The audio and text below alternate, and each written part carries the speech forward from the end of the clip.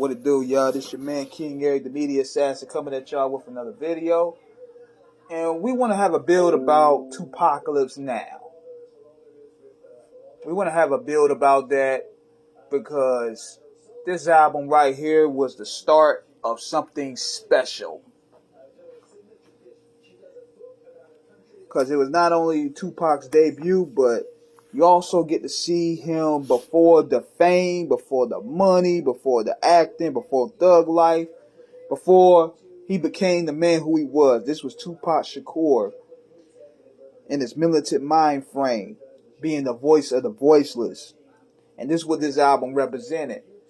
The struggle of the young black male in the 90s.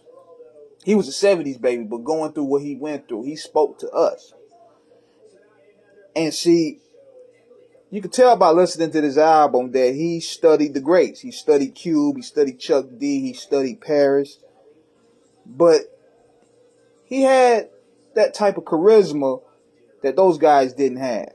We talking about Brenda Got a Baby, Part-Time Mother, Trap. Those guys couldn't pen those songs to reach that sensitivity like Tupac did with Part-Time Mother and Brenda's Got a Baby especially. Brenda's Got a Baby is what made him stand out on his own.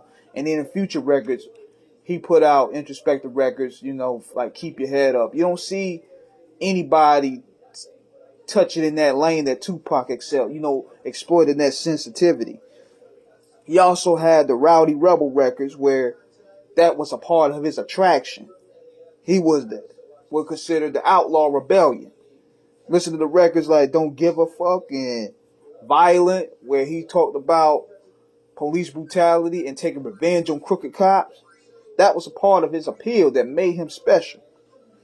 Then also with this album, he also had the fun songs like Homie Calls and Rebel of the Underground, because you know you could tell Shock G, they brought their energy to that. They had some fun records up there. Lunatic. But the only thing a lot of people complained about this album was the production. And the production at the time, it could have been better. But you could tell there was something special with this album here. From Pac's potent storytelling to him pushing that artistic button to speak on issues that were considered to be taboo. Speaking on issues that a lot of people are afraid of tackling. And the results of that, he became a part of that class. He became a part of that class of pretty much being targeted by the government, unfortunately. We talk about by Dan Quayle and the George Bush. They was a part of, this album was a part of that rap crusade, that government hates rap crusade that went on in the 90s. So he joined that line of people that were targeted. Like the Ghetto Boys, like Ice-T, Ice Cube, Paris, Public Enemy, NWA, and many others. So he was a part of that class. But just like I said, he had that next level attraction that made him a superstar that's highly adhered to this day. But this album here, man, this is the origins of what Tupac was to become. Production wise, it got, you know, was a little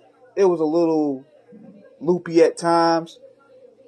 But man, the impact that he left on this planet is never gonna be felt again. You're not gonna see an artist come through and leave an impact like he did.